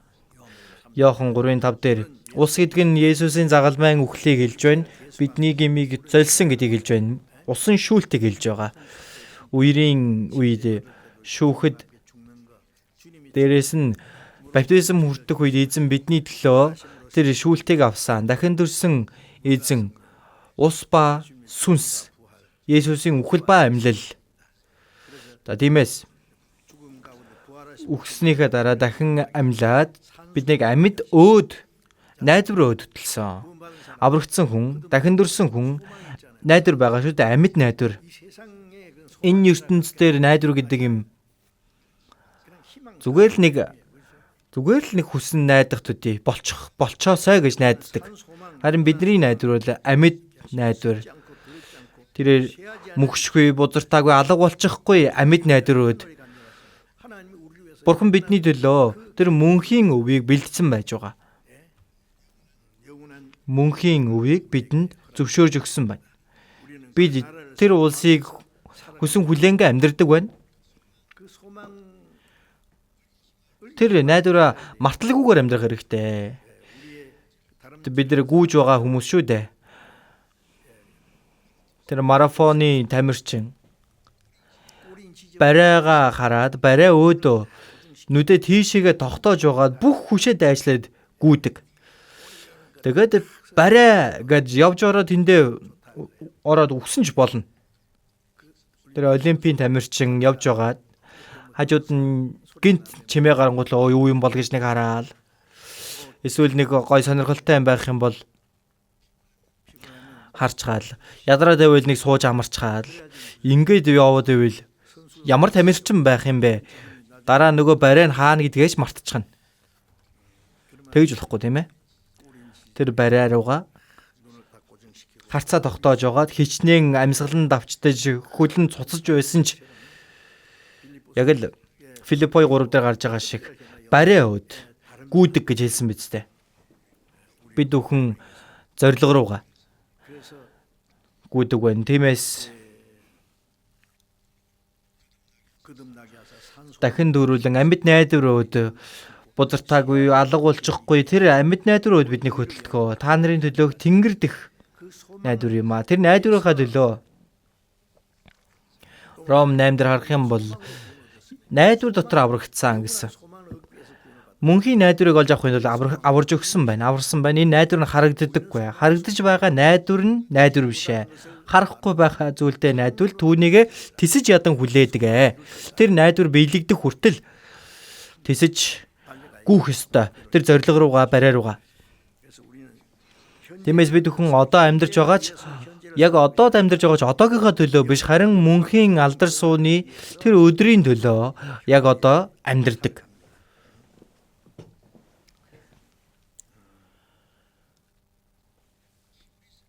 Еврей бүгдээ харцгаая. Еврей 10-ын Еврей 10-ын 34-ийг харъя.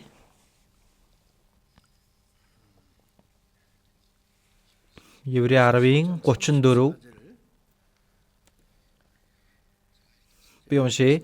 Учир нь илүү сайн мөнхийн өмчтэйгөө та нар мэдэх тул хоригдогсдыг өрөвдөж, ид хөрөнгийг чинь дээрэмдэж тонходч баяр хөөртэй байсан. Тиймд агуу шагнал бүхий итгэлээ бүү хай. За энэ анхны чуулганы үед хүртэл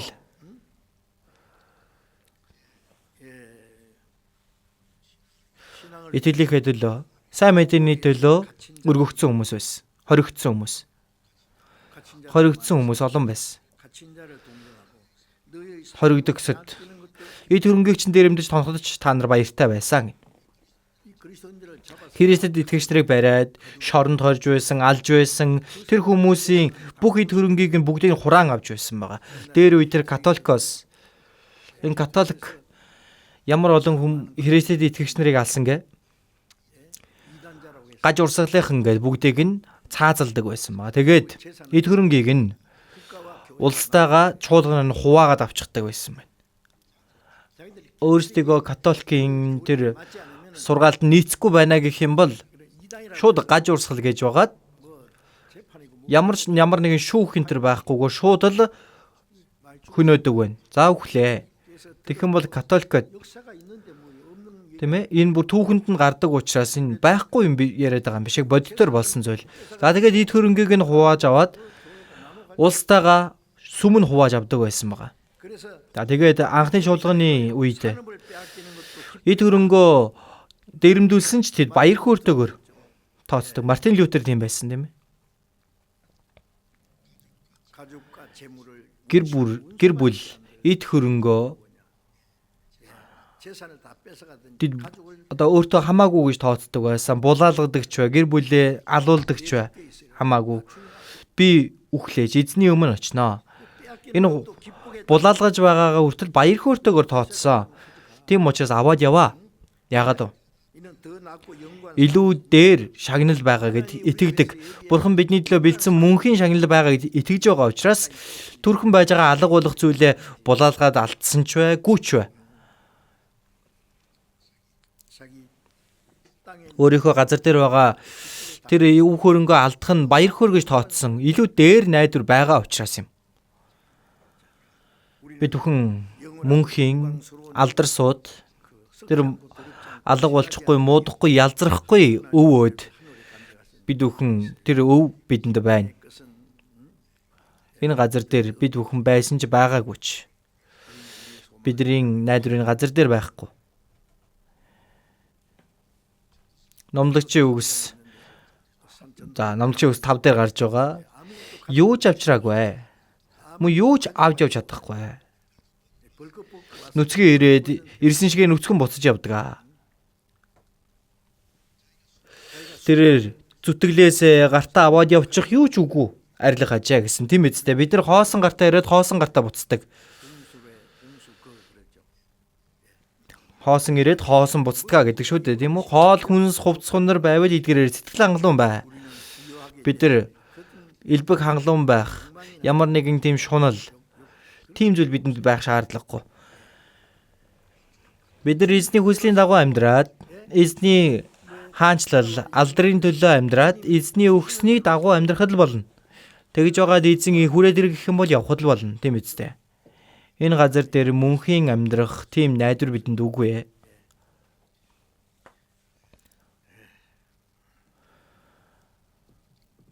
За тиймээс Давид ч хүртэл дуулал 23-ийн 6 дээр эзэн таныхаа өргөө хотод ашид мөнхөд би амьдран суунамжээ.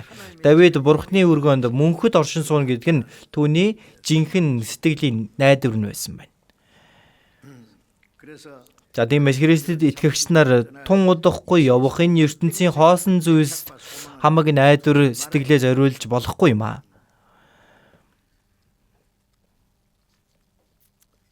Одоо бид нар түүний хаанчлал тэр хаанчлалын бидний өмнө ойрхон байна. 1-р Иохан 2-ыг 1 төр харцгаая. 1-р Иохан 2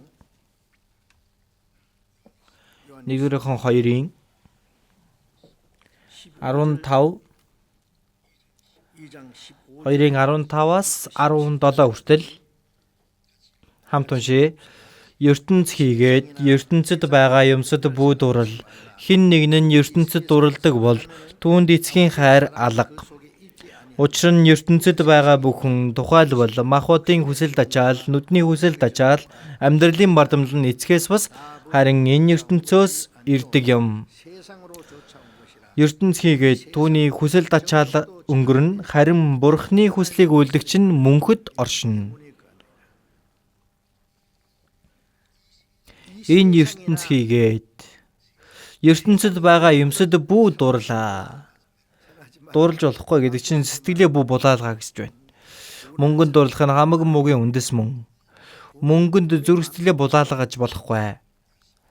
Хичээнгүйлэн мөнгө оллоо. Тэр мөнгөө сайн мэдээ тараахад эзний хүслийн дагуу хэрэглээд байхгүй да эзэнд сэтгэл хангалуун байгаад байхгүй сэтгэл хангалуун байж байх юм бол түүнийг өөрийнхөө төлөө биш харин Бурхны алдрын төлөө хэрэглээд. Тиймээс бүү хайрл, бүү дурлал гэсэн. Энэ ертөнцид дурлах нь дурлагчд эцгийн хайр түнд байхгүй. Энэ ертөнцийн зүйлийг хайрлах нь Бурхны хайр. Бурхны хайрыг тэрээр өөрөөсөө үгүй хийж байгаа хэрэг юм. Энэ ертөнцийн бүхэл зүйл нь махбодын хүсэл дачаал, нүдний хүсэл тачаал, амьдралын бардамнал, хүнсэн цайнууд нь нүд булаан ухаан дэлмээр хорхоо хүрмээр сайхан харагцсан.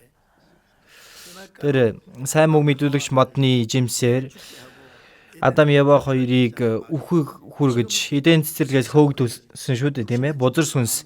Одоо энэ ертөнцийн зүйлсүүд махбодын хүсэл тачаал, нүдний хүсэл тачаал, амьдралын бардамнал, хүнсэн цайнууд булаан ухаан дэлм хорхоо хүрм сайхан зүйлээр ийм зүйлсүүдийг авч биднийг хүмүүсийг завхруулдаг, там руу чирээд явдаг. Христэд итгэгч нар ч хүртэл үүгээр мэхлэгдээд итгэлээрээ амьдарч чадахгүй бүтлгүүтэд хүрэгдэг байгаа шүү. Тэгэхээр бид өхөн тэнд нурж унж болохгүй. Бид нар энэ зүйл маань эцгээс ирдэг юм биш ээ. Харин ертөнцөөс ирдэг ээ. ертөнц түүний хүсэл тачаалж өнгөрөн одно. Үгүй болох юм. Зөвхөн Бурхны хүслийн дагуу үйлдэгч нь түүний дараа юу лээ? Зөвхөн Бурхны хүслийн дагуу үйлдэгч нь мөнхөд оршино. 1-р Иохан 2:17 дээр энэ Америкийн алдарт сайн мэдээ тараагч Дээл Мүүдигийн тэр булчны чулуун дээр нь бичигдсэн байдаг. Зөвхөн Бурхны хүслийн дагуу үйлдэгч нь мөнхөд оршино. Бид Бурхны хаанчлал түүний алдрын төлөө амьдарч байгаа. Сая 2-р Коринт 4:18 дээр бид нар харагдах зүйлийг бас харин үл үзэгдэх зүйлсийг хардаг. Харагдах зүйл нь хоромхон зурих, үл үзэгдэх зүйл нь мөнх. Сайн мэдэж штэ, тийм ээ? Бидний нүдэнд үзэгдэх зүйл бол нүдэнд хүнсэн сайн, нүд булаан, ухаан дэлгэм, хорхоо хүрм сайхан харагддаг бузар сүнс түүгээр яг л тэр загасны дэгэндх өгөөш шиг биднийг тавиад тэндээс 100-аад аваад татаад аваад өгнө. Христэд итгэгч нар түүнээс 100-аад авч болохгүй. Үзэгдэх зүйл нь төр зурих, үл үзэгдэх зүйл нь мөн хийх юм аа. Бидэнд харагдахгүй байгаа ч гэлээ мөнхийн алдар сууд Бурхны амлалтанд нь итгээд амьдардаг. Матай 26-гийн 39 дээр Есүс эзэн хамгийн сүүл Гетсеманы залбирт залбирсан. Цэцэрлэг залбирахдаа эцэг минь болж игэл надаас энэ агийг өнгөрүүлээч. Есүс бидтэй адилхан мах үдт бодтой байсан. Ядардаг, Ямар их ядарсан болоод Галилийн нуур дээр явж байх үедээ тэр завин дээр унтсан байх уу? Шуурж байхад хүртэл шүү дээ. Есүс цангасан. Бидэнтэй яг адилхан махбод юм. Есүс хэд хэдэн удаа уйлж байсан. Тийм биз дээ.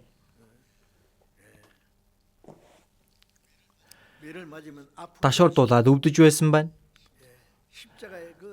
Загалмайн тэр зовлон хүний авч болох тэр хамгийн том зовлон байна. Тэгээ үхэхдээ хүртэл зүгээр шууд үхсэн байл зүгээр шүү дээ. Гэтэл загалмайн тэр аимшигтай тэр нүд хайлтармаар тэр ташуурдвал тэр арьсан сурны үзүүрт яс дээрээс нь төмрийн хэлтэрхий уйчгсан. Дээрээс нь Ромын зэргүүд Есүсийн нүүрлөө нулимсан толгоогоор нь хулсан саваагаар цогсон янз бүрийн харааллыг урсгасан байна. Бурхантай адил бүтээгч тэр нэгэн хүнээс тэгж их готомшгийг амссан байгаа. Загалмайн шийтгэлийг аваад ташуурдуулан унсан ч гэлээ дахин босч ирээд загалмайгаа үрээ Голготын толгойд хүртэл өгсөн явсан. Загалмайгаа үрээ 6 цагийн турш түүн дээр ус цусаа бүгдийг урсгаад өгсөн шүү дээ. Гэтэл Есүс болж өгвөл надаас энэ аягийг өнгөрүүлээч. Бурхан минь ээ, энэ загалмай дээр өөхөхгүйгээр хэрвээ өөр арга байгаа бол тэгж хийж өгөөч ээ. Өнгөрүүлж өгөөч. Хэрвээ тэр өнгөрсөн бол бид бүхэн аваад бид нар там руу явна. Есүс загалмай дээр өөхөхдөө Бурхан минь юунд та намайг орхив? Юунд орхисон бэлээ? Хүмүүс биднийг там руу явуулахгүй тулд биднийг хаяхгүй тулд Бурхан өөрийн цорын ганц хүүгээ орхисон байна. Юунд та намайг орхив? Эцэг таны хүслийн дагуу болгоо. Бид ч бас зарим үедээ зовлон тохиолдох юм бол миний хүслээр биш ээ. Бурхан минь, эцэг таны хүслийн дагуу болгоо. Амьдруулсан ч өхүүлсэн ш эзэн та өөрийнхөө хүслийн дагуу байгаарэ гэж хэлэх ёстой үстэй. 2 дугаар Коринт 5-ын 15 дээр нэг нь бүгдийн төлөө өгсөн тул бүгд өгсөн гэж бид ятгагцсан. Тэрээр бүгдийн төлөө өгсөн учраас амьд байгсад Есүсийн үгснээр бид бүхэн амьдэрсэн. Амьд байгсад цаашид өөрсдийн төлөө бас харин өөрсдийнхэн төлөө өгөхэд амьдуулагдсан түүний төлөө амьдрнаа. Яагаад эзэн Есүс бидний төлөө өгөж биднийг аварж өгсөн бэ гэвэл түүгээр дамжуулан аврагдсан амьд байгсад цаашид өөрсдийн төлөө бусаа.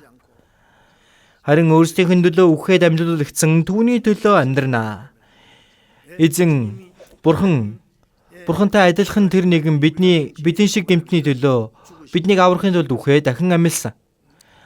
Аврагдсан бид нар одоо өөрсдийнхөө төлөө бус харин өөрсдийнхэн төлөө үхээд амьлуулагдсан эзний төлөө амьдардаг юм. Тэр бол биднийг аварж өгсөн зориг байна.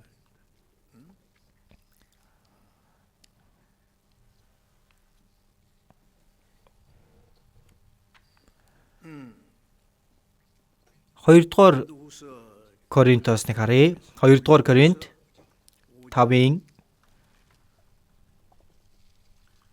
2 дугаар Коринт 5-ын 19.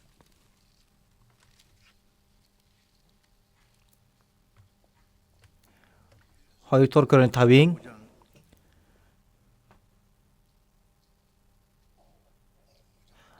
19 биш 5-ын 9 байна. 5-9-ийг хамт уншъя.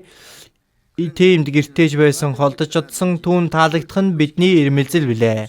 Учир нь бид бүгдээрээ Христийн шүүх 10 дээр. Учир нь бид бүгдээрээ Христийн шүүх суудлын өмнө гарч ирэх ёстой бөгөөд биеэрээ үлдсэн сайн эсвэл муу бүхнийхээ төлөө хүмүүр хариугаа авах болно. Илж Паул гэртээж байсан холдож чадсан. Үгсэн амьдэрсэн ч гэсэн үг шүү дээ.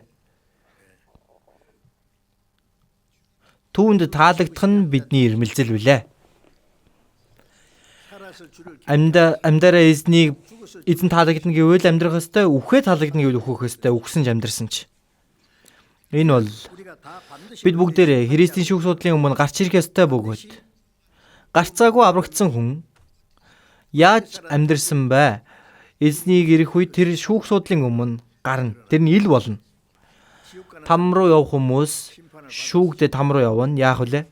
Ямар их гэм нүгэл хийсэн бэ гэдгээрээ үйлсийнхээ дагуу тэрээр шүүгдэнэ. Харин өөрийнхөө хийсний дагуу үйл шүүгдэж тамд очин зовх болно. Харин аврагдсан хүн нь тийм ээ. Семинар хийхдээ бид нар хэлдэг. Аврагдахгүй л ядаж баг гэм нүгэл хий. Ямар ч байсан өөрийнхөө хийсэн гэм нүглийн дагуу тэр зовлон нь их байх болно. Аврагдсан хүн аврагсныхаа дараа эзнийхээ өмнө зогсох өдөр хүртэл яаж амьдарсан бэ гэдгээрээ хүн болгон шүүгдэнэ. Христийн шүүх судал өөрийнхөө биеэрээ үйлцэн сайн эсвэл муу бүхнийхээ төлөө хүн бүр хариугаа авнаа. Бурхны хүслийн дагуу амьдарсан бол сайн, хүслийн дагуу амьдраагүй бол муу байна.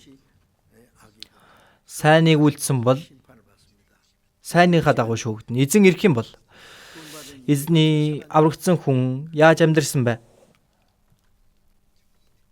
Тэр нь бүр цэгцлэгдэнэ гэсэн үг. Цэгцлэх тэр өдөр нь болно. Жилийн эцэст байх юм бол ингээл юмаа цэгцэлдэг үстэй. Сайн хийсэн үү, муу хийсэн үү, дүгнэлт хийдэг. Эзнийг ирэх үед бид яаж амьдарсан бэ гэдгийг цэгцлэх ёстой зүгээр үү? Тиймээс Илч Паул би үгсэн ч амьдарсан ч эзэнд таалагдах нь миний ирмэлзэл билээ. Тэгж хэлсэн ба. За тэгвэл бид 2 Тесалоник 1:12 дээр харах юм бол бид Христ Есүсээр дамжуулан аврагдсан учраас тэр Есүсийн нэрийн төлөө зовлон авсныхаа дагуу эзэн бас алдрыг авна гэж хэлсэн байна. Бид нар эзэнд алдар суг өргөх юм бол эзнийг ирэх өдөр тэр чинээгээр бидэнд бас алдар ирэх болно. Тийм ээ? Тийм үг байна уу үгүй юу? Харах хэрэгтэй байна. 2 дугаар Тесалоник 1:12. 2 дугаар Тесалоник 1:12. 2 дугаар Тесалоник 1:12. Хамт уншия. Ингэснээр бидний Бурхны ба эзэн Есүс Христийн нэгүслийн дагуу эзэн Есүсийн нэр та нарын дотор, та нар түүний дотор алдаршнаа.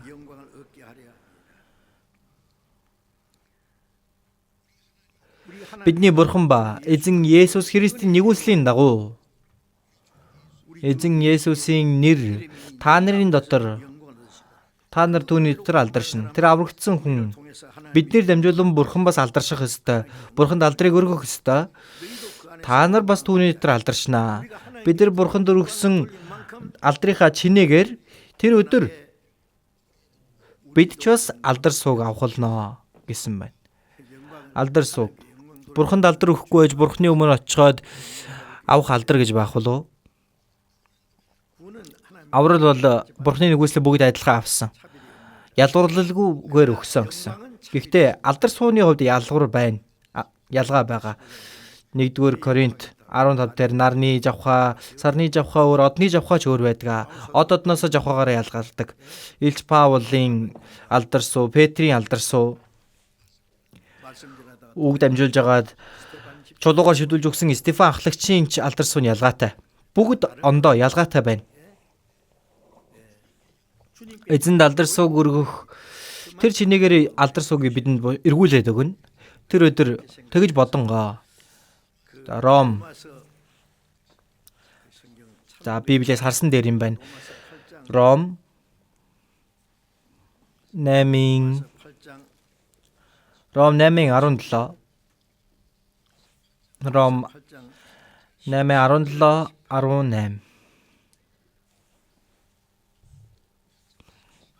8:17-18-ыг хамт уншъя.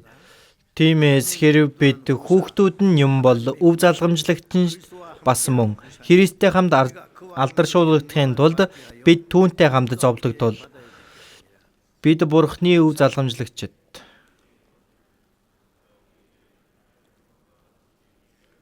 За бид Бурхны хүүхдүүд, Бурхны өв залгамжлагч юм аа. Христтэй хамт өв залгамжлагч. Бид түүнтэй хамт алдаршуулахын тулд түүнтэй хамт зовдөг. Эзэнтэй хамт алдрыг авахын тулд бид зовлон гэж хамт авах ёстой. Эзний алдарт орохын тулд ямар их зовлон эдэлсэн бэ? 1-р Петр 1:12 дээр зовлон ба дараа ирэх алдар гэсэн. Зовлон аваад алдар руу орсоо. Бид ч бас түүнтэй хамт алдрыг авахын тулд зовлон авах ёстой. Анхны чуулганы үеийн итгэгч нарт олон зовлон байсан, маш олон хавчлага байсан. Одоогийн зовлон бол агшин зуурын ялихгүй зовлон, алдрын мөнхийн жинг үлэмж архивжуулдаг. Тиймээс анх 2-р Коринт 4-ийн 17 дээр учир нь агшин зуурын ялихгүй зовлон нь агшин зуурын тэр зовлон гачлан маань алдрын мөнхийн жинг үлэмж бидэнд архивжуулж байдаг. Зовлон нь агшин зуурих байна, алдар суун мөнхийх байна. Алдрын мөнхийн жинг бидэнд үлэмж архивжуулж байна. Тиймээс Христтэй хамт алдрыг авахын тулд зовлон гэж хамт авах ёстой. Одоогийн зовлон агшин зуурын ялихгүй зовлон. Энэ зовлон бол хожим бидэнд ирэх алдрын хажууд бүр жишхийн харьцуулахын аргагүй зүйл. Зовлон үнэхээр жижигхээ өчүүхэн зүйл. Бидний авж байгаа зовлон. Үхээс илүү дээр зовлон гэж байх уу? Харин алдар бол мөн хийх оо. Яах вэ? Тийм баха дургу байна уу? Авмааргүй байна уу? Өнөөдөр 100,000-ыг хөрөнгө оруулбал 3 жилийн дараа танд эргүүлээд 1 тэрбумыг өгнө гэвэл та хөрөнгө оруулах уу, оруулахгүй юу?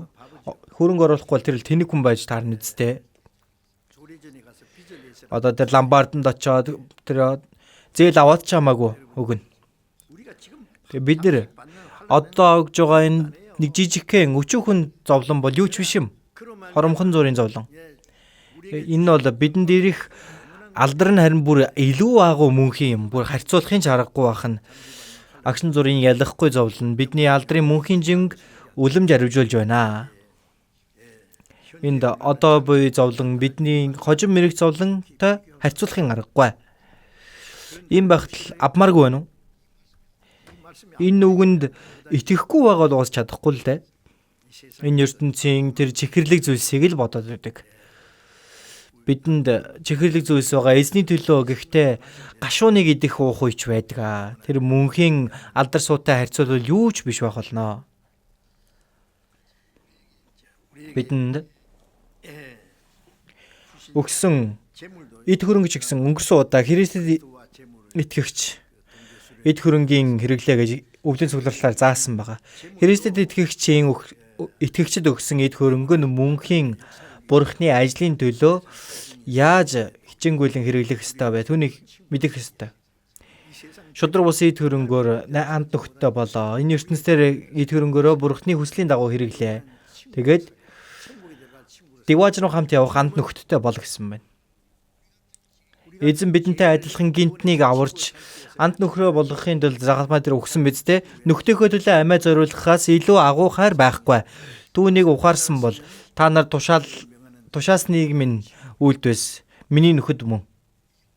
Одоо бид нар мөнхийн диваажинд орох тэр анд нөхдөд болгох хэрэгтэй.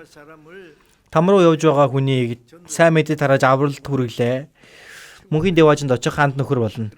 Тэгвэл энэ газар үгүй болох үед бидний нөхөрлж байсан анд нөхөдөө мөнхийн газар хамтдаа нөхөрлөг болно. Хүлээж авах болно гэж хэлсэн. Ахан дүүснэр маань миний төлөө залбирч тэгэж золиослж байгаагүй бол би аврагдаж чадахгүй байх байсан да. Тэгээ бид бүхнийг хүлээн авах үедээ тэр нь ямар том тайтгарл, ямар том баярхөр болгоолоо. Тэр хүн болгон нэг хүн бүр аврагдах нь одоо ч гэсэн хин нэгэн золиослоо хин нэгэн аврагдаж л байгаа. Эзний өмнө очих юм бол эзэн мэддэг шиг бид бүгдээрээ мэддэг болно. Бид нэр дэлхийн сайн мэдээг тарааж байна.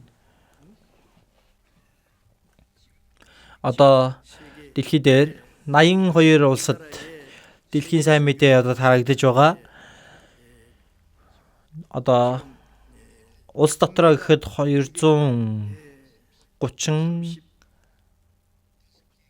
чуулган байна. 235 чуулган байгаа. Гадны улсуудад 82 улсад за би тоог байг мартчихад байдаг.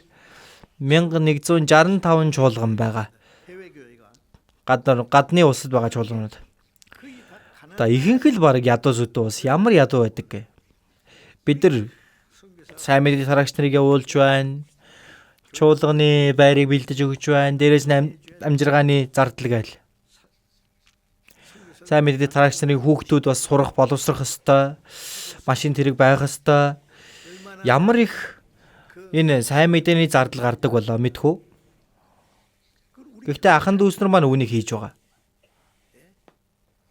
Гэхдээ одоо хин нэгэн ямар нэгэн золиос гаргаад аврагдах хүмүүс их гарч ирж байгаа. Бид нар сайн мэдэхгүй, бурхан бол мэдэж байгаа. Бурхан толгойн үсийг хүртэл тоолсон байхад яаж мэдэхгүй байх юм бэ? Дуулал 147-гийн 7-4 дээр тэрээр оддыг хүртэл дугаарлсан гэсэн. Тэгээд оддыг бүр нэрээр нь дууддаг гэсэн. Бурханд мэдэхгүй зүйл гэж байхгүй. Тиймээс 1-р Коринт 13 дээр би өөрөө бүрэн мэдгдсэн шигэ дараа нь би бүрэн мэдэх болно. Хин ямар золиослыг гаргаж ямар авралын ажил явагдсан бэ бүгд мэдэх болно. Тэр үед би нэгэ ухтан авнаа. Ахан дүүс миний төлөө залбирч миний төлөө эд материалаа зориулж би ингэж аврагдсан байх гэж үнэхээр талархна. Гэтэл юу ч хийгээгүй хүн түүнийг ухтан авах хүн байхгүй бол ямар ганцаардаг болоо. Бүнэглэг бол. Тиймээс бид бүхэн өөрт байгаа эд хөрөнгөө сайн мэдээ тарааж хамгийн эрхмээр хэрэглэх ёстой юм. За чиг одоо болохоор Эквадорт тэр Амазоны тэр шугуу ой дотор байгаа хүмүүс сайн мэдээ тарааж олон хүмүүс аврагдсан байгаа мэдсэн үү?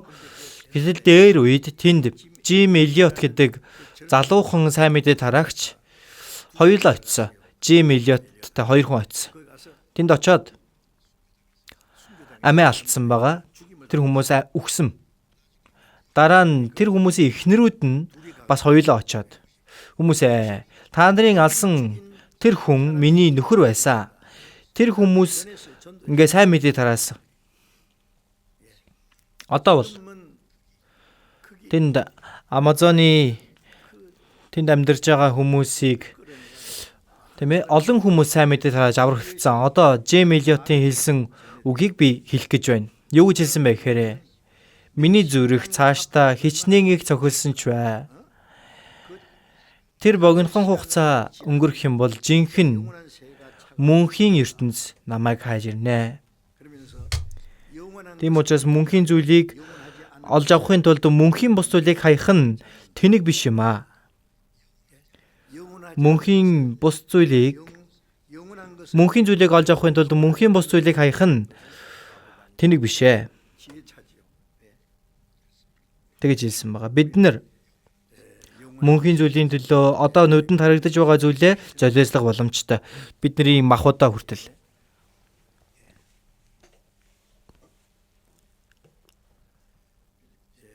Филиппой 2-ын 5, 6, 7, 8 дээр харах юм бол Илж Паулийн хэлсэн үг байгаа. Өөр хоорондоо Христ Есүст байсан шиг тийм бодолтой бай. Эдгээр тэрээр Бурхны дүр байсан ч Бурхантай тэгш байх гэсэнгүй.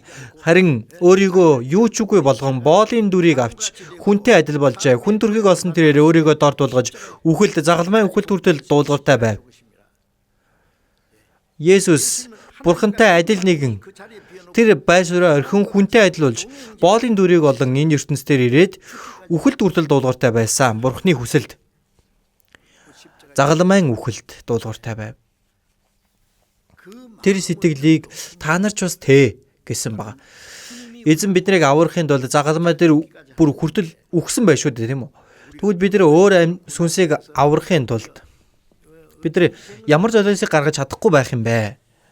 За тиймээс бидний хийх ёстой зүйлсүүдээ бид хийх хэрэгтэй. Тэгээд эзнийг ирэх өдөр аврагдсны дараа яаж амьдрсан бэ гэдгийг шүүх өдөр байгаа гэсэн шүү дээ. Тооцоолох болно. Тооцогдно. Тэр үед итгэмжид сайн зарцман гэж магтуулах ёстой. Залах уу, олиггүй мүү, боод гэж зэмлүүлж болохгүй шүү дээ. Тиймээс бид нэр яг одоогийн богинохон амьдралаа амьдарч байна. Гинтл бидний амьдрал дуусна. Гэхдээ тэр мөнхийн алдрын төлөө одоо амьдардаг хүн болох хэрэгтэй. Би ч бас тэр өдөр тэр улс руу явах өдөр ойрхон байх шиг байна. Гэхдээ бүгдээрээ хамт явнаа. Хамт явна. Гэхдээ бидэнд өгсөн энэ сүүлийн цагийг эзэнд бидэнд даатгсан бүхий л ажилд бүх очлаа дайчлан явах ёстой гэж бодож байна. Залбирцгаая. Биднийг хайрладаг энэрэнгүй бидний бурхан Аава, гимнүгдээс олж өгөх ёстой байсан биднийг та хайрлаж, эзэн Есүс бидний төлөө хүн урсгасан тэр үнэт цусаар бидний нүглийг мөнхөд угааж, бидний сүнсийг авран мөнхийн бурханы хаанчлалд орох алдарт найдварыг өгсөнд тань талархаж байна. Эзний үнэт цусаар аврагдсан бид нар үлдсэн амьдралаа бүрэн эзний алдрын төлөө зориулан амьдрахад та биднийг удирдан эзний хүслийн дагуу удирдах өгөөрэй. Бидний зөвшөөрсөн богинохон амьдралдаа бид үлдсэн амьдралаа хоосноор бос харин бурхны хүслийн алдрын төлөө амьдрахад эзэн та удирдах өг. Эзний дахин ирэх өдөр эзний алдарт ороход зохистой хүн болоход минь туслаарай. Бидний эзэн Есүсийн нэрээр залбирлаа. Амен.